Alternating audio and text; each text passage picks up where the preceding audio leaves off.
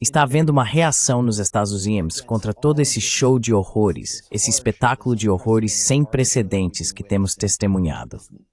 Todo mundo está tendo pesadelos, vendo as imagens mais horríveis que já viram em suas vidas. Donald Trump assumiu o cargo, prometendo acabar com isso. Ele realmente prometeu. Ele foi a Michigan, prometendo aos muçulmanos e árabes que acabaria com esse massacre. Ele também prometeu acabar com a guerra por procuração na Ucrânia. E, obviamente, ele não está cumprindo. E como eu disse, Jeffrey Epstein se tornou um símbolo de todas as traições. Agora Donald Trump está vendo uma queda de 54 pontos no apoio dos jovens. As tendências de aprovação de Trump entre americanos de 18 a 29 anos, isso é de uma pesquisa interativa. No início de fevereiro, 55% de aprovação dos jovens de 18 a 29 anos. Isso é incomum para um republicano.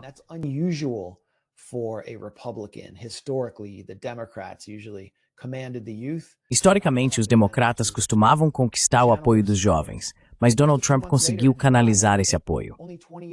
Apenas alguns meses depois, em julho, apenas 28% de aprovação, 72% de desaprovação, uma queda negativa de 54 pontos. Acho que Gaza é um fator muito importante aí.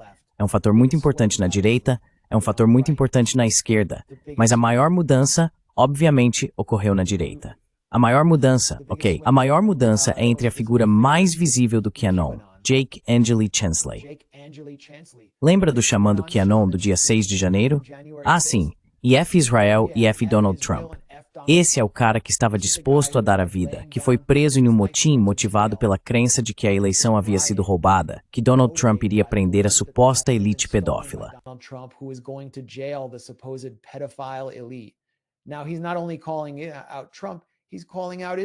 Agora ele não está apenas criticando Trump, está criticando Israel.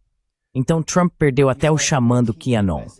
Vimos o que aconteceu na Tepuza, Turning Point USA, o grupo juvenil artificial de Charlie Kirk, cuja carreira inteira, desde a época em que ele era basicamente um ator mirim conservador, nunca soube dele ter um emprego de verdade, foi financiada por bilionários pró-Israel, por bilionários sionistas. E vimos um debate acontecer na Tepuza sobre Israel pela primeira vez. Vimos Tucker Carlson acusar Jeffrey Epstein de ter sido um agente do Mossad, levando ameaças e recriminações de autoridades israelenses, ameaças contra o próprio Charlie Kirk, e agora a organização dele parece estar em algum tipo de caos. Por isso ele fez um anúncio em nome dos doadores.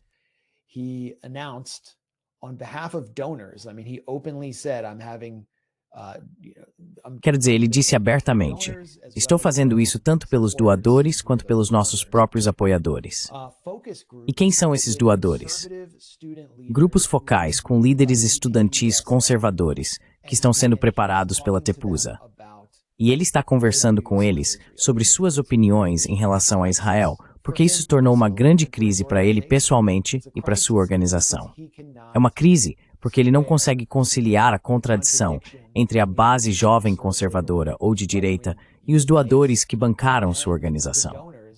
E é simplesmente uma cena muito estranha, quase como um experimento MKUltra, onde você pode vê-lo tentando guiar a próxima geração de jovens conservadores, onde ele deveria ser o ancião e a ponte entre os doadores e aqueles que fazem acontecer. Ele se comporta de uma maneira muito estranha.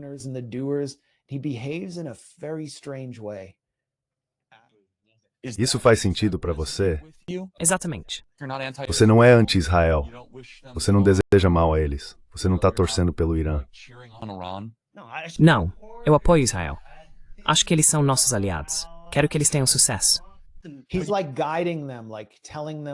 Ele está guiando eles, dizendo o que eles devem pensar, ao mesmo tempo em que permite alguma crítica.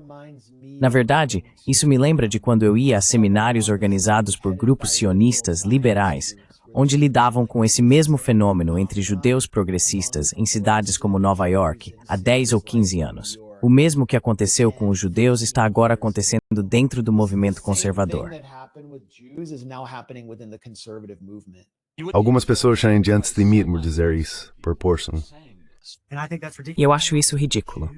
Eu não odeio judeus, porque acho que uma nação deve se defender. Acho que isso é a coisa mais ridícula que existe. Eu sinto que está se tornando como a palavra racismo. Tipo, a gente só discorda deles, então temos que chamá-los de algum nome. Eu não acho que eles sejam realmente antissemitas. Acho que as pessoas simplesmente não conseguem concordar com eles e não conseguem provar que estão errados.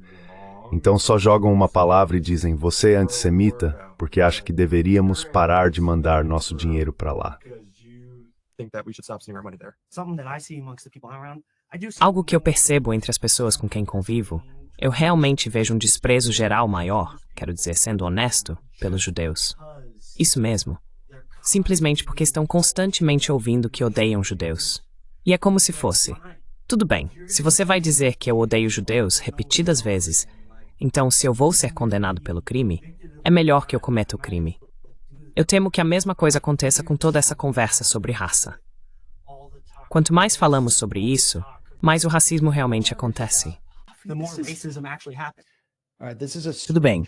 Essa é uma reação estranha do Charlie Kirk. Muito estranha. Obrigado por dizer isso, que tento falar com essas pessoas e eles parecem mesmo ser mais agressivos. Então deixa-me uma pergunta.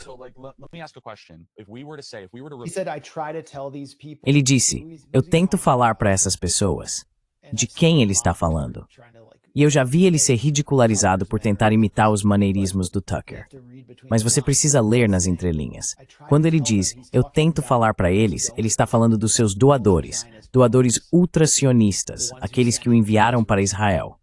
E ele basicamente está admitindo que está aconselhando esses doadores sobre como suprimir a raiva entre os jovens em relação ao que Israel está fazendo.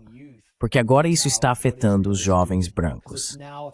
Os brancos estão começando a ficar um pouco irritados com o que está.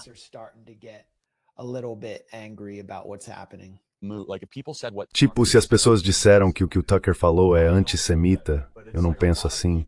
Mas muita gente no Twitter está nos criticando, e enfim, isso não vai mudar nada. Menores mencionam o Tucker, e não o Tucker. Se cancelássemos o Tucker, o antissemitismo aumentaria ou diminuiria? Acho que isso aumentaria porque isso significaria que qualquer apoiador da declaração do Tucker Carlson seria, portanto, considerado um antissemita. Mas o binário que é apresentado é que, se você não fala sobre isso com paixão, você é um odiador. Exatamente. Isso provavelmente é destrutivo para todos os envolvidos. Então, para mim, estou tentando encontrar um novo caminho, que é, eu amo Israel. Eu estive lá. Minha esposa e eu tivemos as melhores experiências da nossa vida. Eu vi onde Jesus ressuscitou dos mortos e onde ele andou sobre as águas. Mas você poderia ver isso mesmo sem Israel estar lá. Mas enfim, América. E eu represento uma geração que não pode pagar por nada. Estamos sendo inundados por imigrantes ilegais. Ninguém fala inglês e nossos hospitais estão lotados. Acho que precisamos ter a prudência de rejeitar o ódio aos judeus. Não vou tolerar isso. Isso é estupidez. Mas também, se você chama todo mundo de antissemita só porque não adota uma visão puritana do governo Netanyahu, acho que isso é ruim para todos. Então, vocês basicamente diriam, ei, que bom que não estamos falando tanto sobre Israel.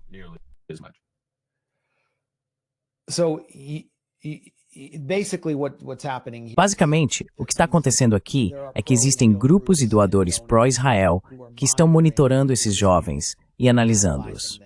Eles estão basicamente sob vigilância, estão tentando criar novas mensagens para o braço artificialmente criado do Khan Inc. Parece que o Charlie Kirk está sentado ao lado do tipo de gerente que foi indicado pelos doadores.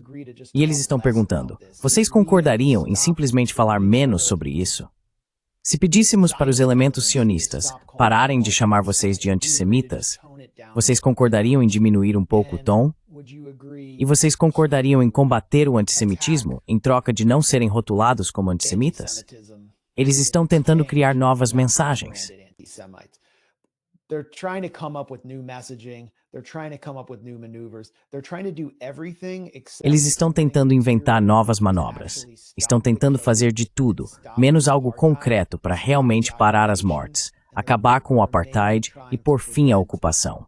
E, principalmente, estão tentando evitar um êxodo do setor Com Inc. de base artificial para elementos mais radicais dentro da direita. Não acho que esses jovens vão para a esquerda. Alguns podem até ir, mas por razões culturais, simplesmente não vão para a esquerda. Mas dá para ver a crise que isso está causando na direita. E, novamente, Israel perdeu completamente a esquerda. E quando digo a esquerda, não me refiro apenas aos elementos ativistas profissionais ou à tradicional esquerda radical. Traditional radical left. I'm talking about Estou falando, sabe, cada vez mais sobre a classe gerencial progressista, mais como os yuppies progressistas, que estão ficando cada vez mais conscientes do que está acontecendo na Palestina e também veem isso como a causa moral do nosso tempo. Estive em Nova York no início dessa semana. Saí da Penn Station e caminhei. Acho que estava tendo um show do Wu-Tang no Madison Square Garden. Passei pelos caras vendendo camisetas do Ghostface Killah. Foi uma verdadeira viagem aos anos 90. E então vi o futuro bem à minha frente. Vi uma enorme procissão subindo a 7ª Avenida. Era a 7ª ou a 6ª Avenida, com bandeiras palestinas e cartazes protestando contra o genocídio.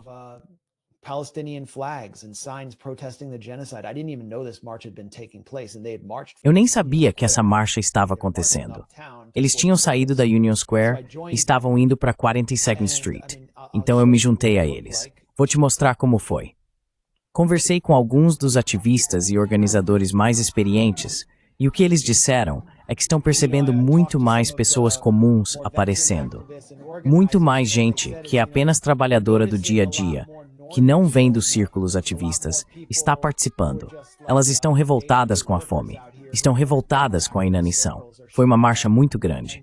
E pense nisso, já se passaram 250 dias desde o início do genocídio, e as pessoas continuam saindo às ruas. Algumas pessoas novas estão se juntando a esse movimento.